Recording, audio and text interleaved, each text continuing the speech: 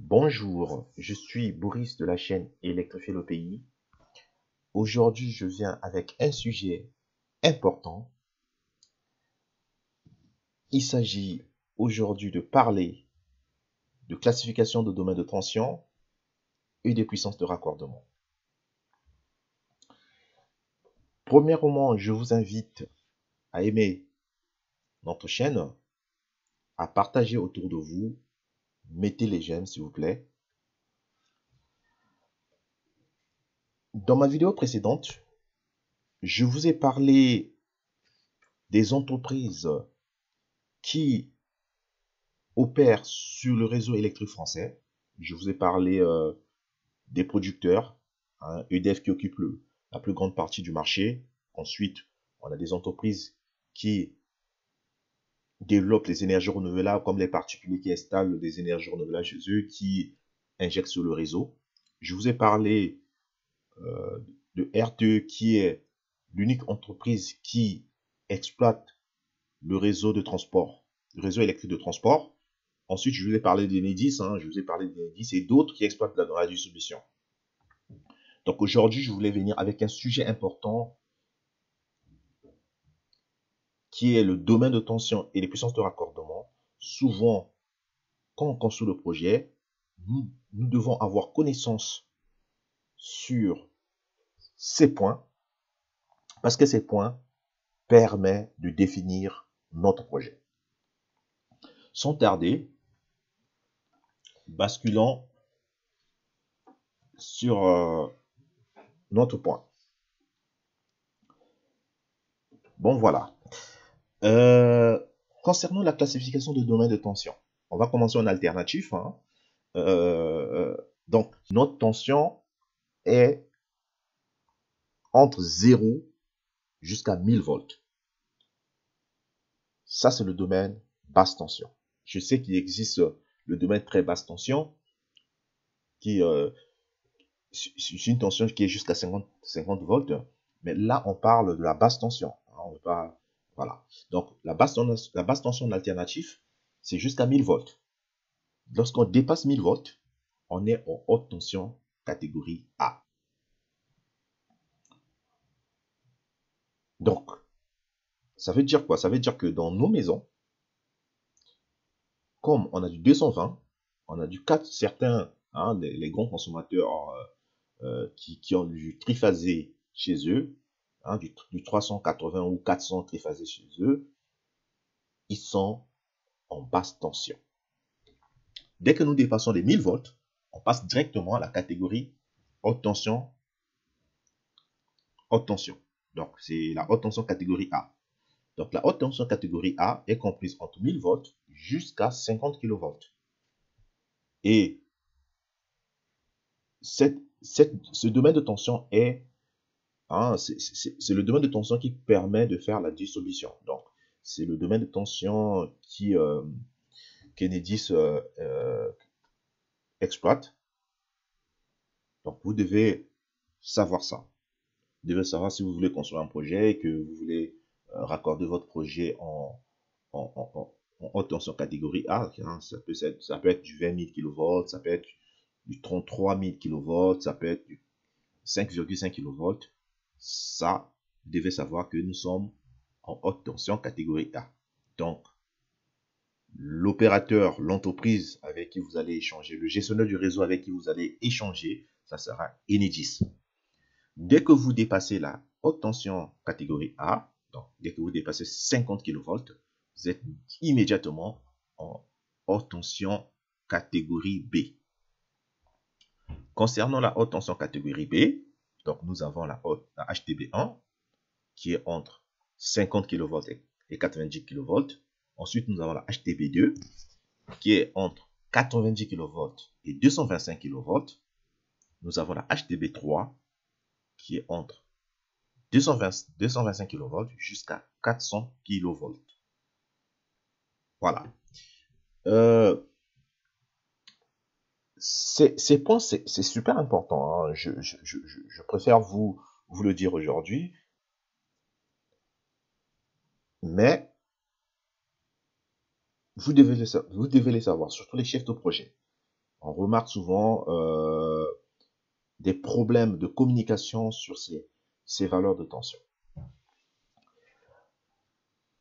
Concernant le domaine de tension en continu, donc le domaine de tension en continu, vous devez savoir, en continu, on est jusqu'à 1500 volts pour la basse tension. Dès qu'on dépasse les 1500 volts, nous passons immédiatement dans la catégorie haute. Nous passons directement en domaine de tension catégorie A. Haute tension catégorie A. Donc la haute tension catégorie A est comprise entre 1500 volts et 75 000 volts. Dès qu'on dépasse les 75 000 volts, nous passons au HTB. Il y a une liaison entre la France et l'Angleterre qui est faite par qui est en tension continue. Donc, mais au moins c'est pour votre connaissance. Donc c'est ce que j'avais à dire, c'est ce que je voulais vous partager concernant les classifications de domaine de tension. L'autre point important qui concerne les puissances. Donc sur cette partie, je voulais lier mes tensions par rapport aux puissances de raccordement. Parce que souvent on a des problèmes lorsqu'on construit nos projets. C'est que le client, il définit son projet. Il veut construire l'usine, je sais pas, de fromage, qui va consommer qui va consommer, exemple, 52 mégawatts. Mais il veut consommer 52 mégawatts, mais il veut se raccorder chez Enedis. Et ça, le client, il ne connaît pas, il n'est pas électricien. Donc, ça, c'est au chef de projet d'expliquer, ou bien à la maîtrise d'œuvre, d'expliquer au client, bon, avec nos 50 mégawatts de consommation, nous devons être chez RTE. Donc, nous devons déjà définir notre projet.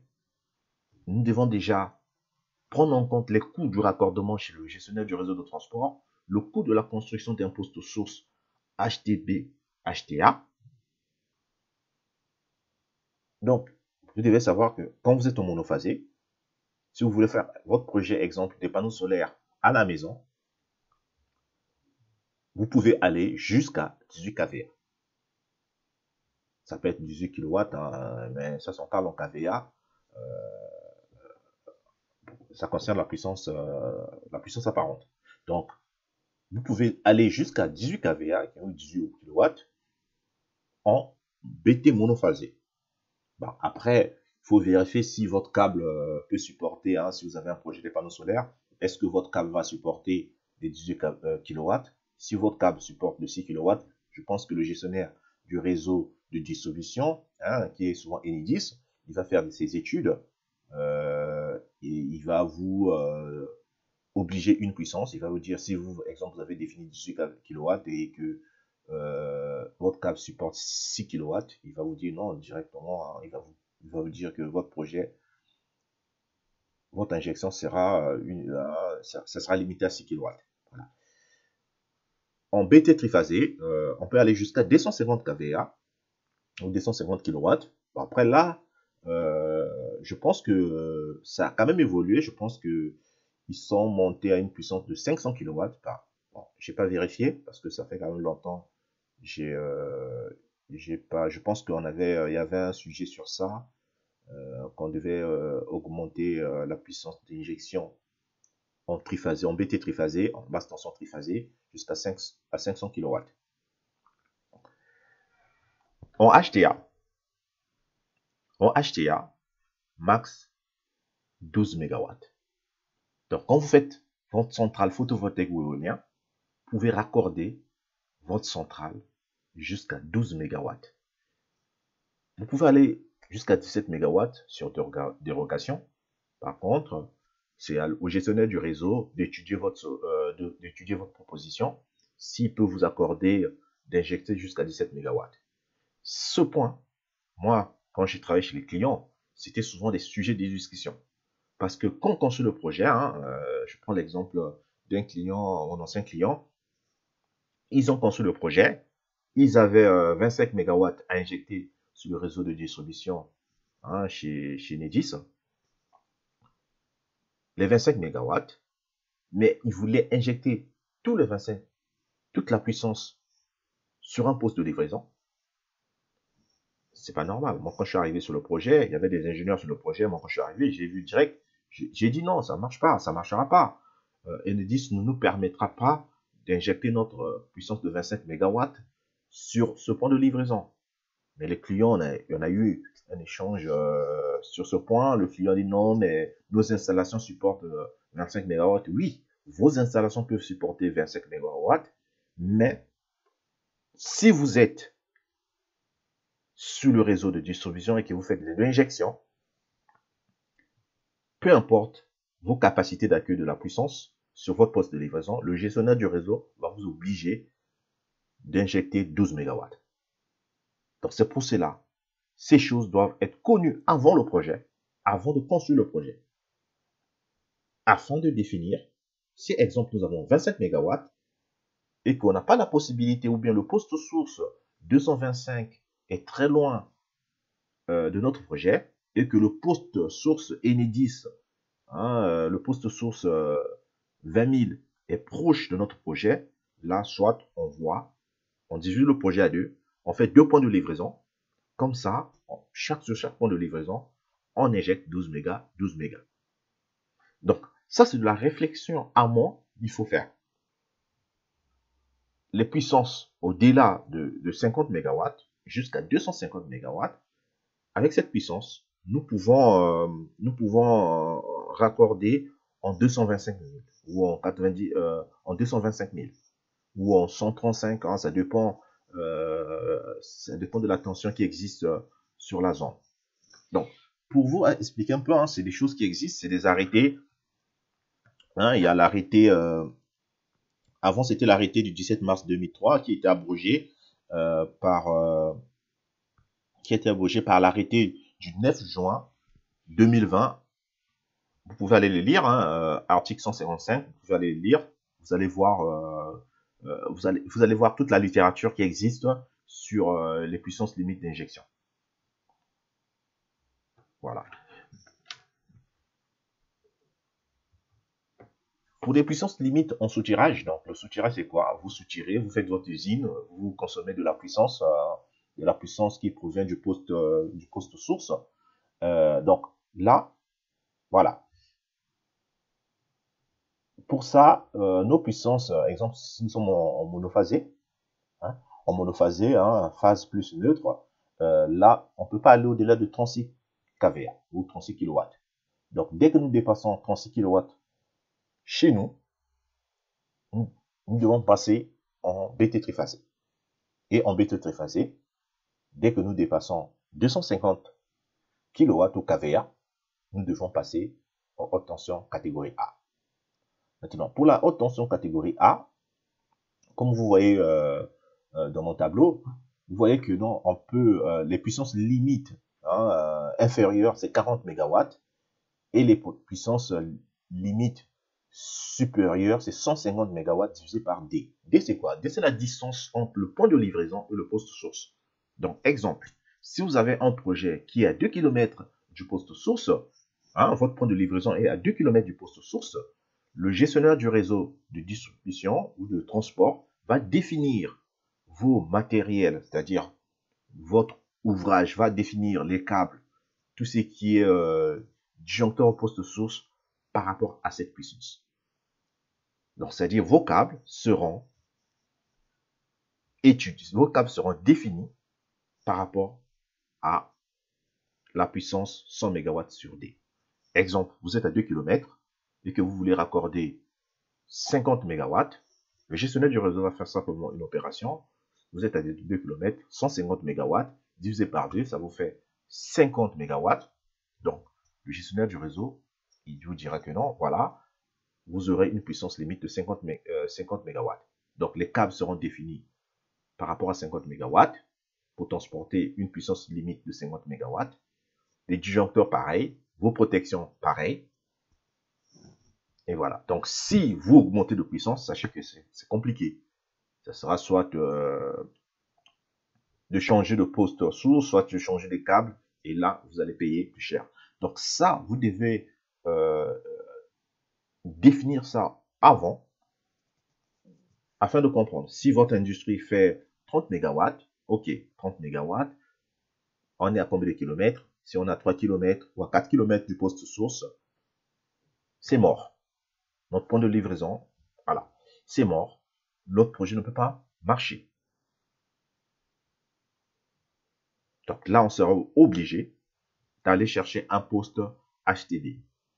Donc, pareil.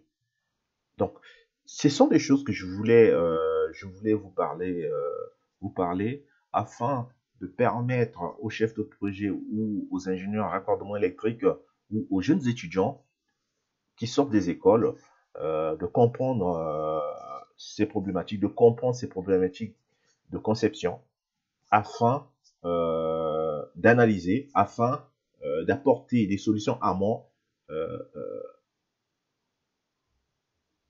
pour ne pas mettre le client dans des situations difficiles. Parce qu'un client, quand il a défini son business model, qui a défini, exemple, euh, il a budgétisé son projet et à la fin, on vient lui dire non, mais le projet ne pourrait pas marcher parce que nous sommes à 4 km, c'est souvent difficile. Donc, vous devez savoir nos puissances de pont, nos puissances maximales de l'installation de pont pour le raccorder, pour demander un raccordement chez le gestionnaire du réseau, c'est par rapport à la distance. Donc, si nous sommes à HTA, c'est 100 MW divisé par 2, divisé par la distance. Si notre distance est 3 km, c'est 100 MW divisé par 3. Peu importe la tension, on peut être en 20 000, en 33 ou en 50 kW. Pareil, en HDB1, c'est voilà, 1000 divisé par 2. Et en HDB2, c'est 10 000 divisé par la distance. Concernant les tensions, il y a un outil super important que j'utilise souvent, hein, c'est l'outil du gestionnaire de réseau, des gestionnaires du réseau de transport et de distribution. Bon, je vais vous montrer. C'est Kappa Réseau. Voilà. C'est un outil super important. Moi, j'aime bien. C'est un site j'aime utiliser. Donc là, exemple, là, on voit bien, hein, c'est un poste sur lequel moi j'ai travaillé, j'ai raccordé des projets pour son ville. Voilà. Donc voilà, Orsanville. C'est un poste, hein, c'est un poste source, Enedis. Il y a RTE aussi qui est là. Vous voyez, c'est en vert. C'est en vert, pourquoi? Vous devez connaître les couleurs. Le vert, la couleur verte, c'est du 225 000. Donc c'est un poste source en 225 000. Donc c'est pour cela que je voulais vous montrer un petit peu ça, pour que vous sachiez un peu des couleurs des tensions utilisées par RTE. Donc, du vert, c'est du 225 000. Orange, tout ce qui est orange, c'est du 90 000 kV. Tout ce qui est violet, c'est du 63 kV. Tout ce qui est rouge, c'est du 400 kV. Donc, on peut voir ça. Hein, je peux enlever, je vais enlever Orsanville, comme ça on verra des couleurs des postes sources. Tac, ah voilà. Voilà, vous voyez, hein, tout ce qui est, c'est ce que je vous ai dit. Hein. Ce site est vraiment intéressant. J'aime bien quand quand je construis un projet, j'aime bien vérifier hein, par rapport à la zone. Hein, vous voyez, par rapport à la zone, vous voyez le poste source. Vous voyez les postes sources en violet. Immédiatement, je sais que ce sont des postes sources de 63 kV. les rouges qu'on voit et des rouges, les oranges, c'est 90 kilovolts. Il y a les rouges. Est-ce qu'on va trouver un poste source avec, bon, les lignes, quand on voit déjà les lignes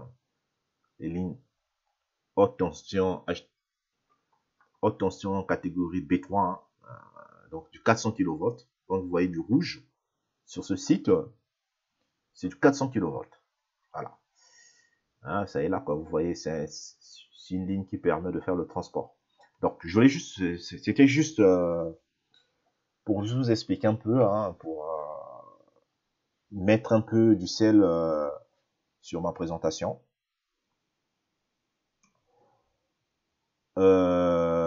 Donc voilà, c'est vraiment des choses à connaître, hein, c'est vraiment des choses à connaître. C'est vraiment des choses à connaître. Voilà. Vous devez connaître les domaines de tension, ça permet de définir en avance votre projet. Comme ça, vous ne serez pas ignorant.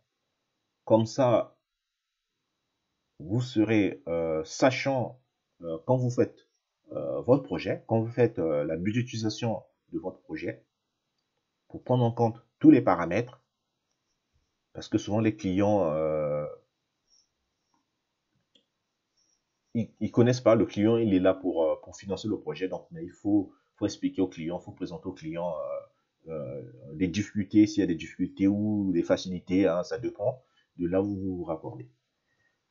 Donc vraiment, merci beaucoup pour m'avoir suivi. Euh, je vous souhaite vraiment une magnifique journée et à la prochaine. Merci, merci, ciao.